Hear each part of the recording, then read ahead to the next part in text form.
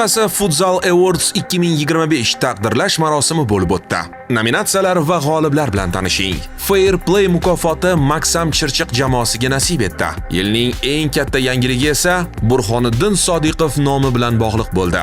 Lokomotiv safidagi yosh futbolchi yil kashfiyoti deb topildi. Eng chiroyli gol muallifi esa BNB jamoasidan braziliyalik futsalchi Bolt bo'ldi. Shuningdek, yilning ramziy terma jamoasi ham e'lon qilindi. Unga ko'ra Shavkat Ibragimov, Mashrab Odilov, Xayrullo Solihov, Muzaffar Ahadjonov va Akbar Usmonov 2025-yil futsalning qiyofasi sifatida 5likni tashkil etib berishdi. Eng yaxshi yosh futsalchi Abdulboriy Ilyosov bo'lgan bo'lsa, yilning eng yaxshi darvozaboni Ulanbek Choronbek o'g'li bo'ldi. Nasaf legionerlar orasida eng samarali va yorqin o'yin ko'rsatgan futbolchi sifatida braziliyalik Joazinho tan olindi. BNB jamoasi. Eng yaxshi murabbiy esa All Star jamoasi ustozi Fuzuli Xayrullayev. Va nihoyat yilning eng yaxshi futsalchisi Muzaffar Ahadjonov deb tan olindi.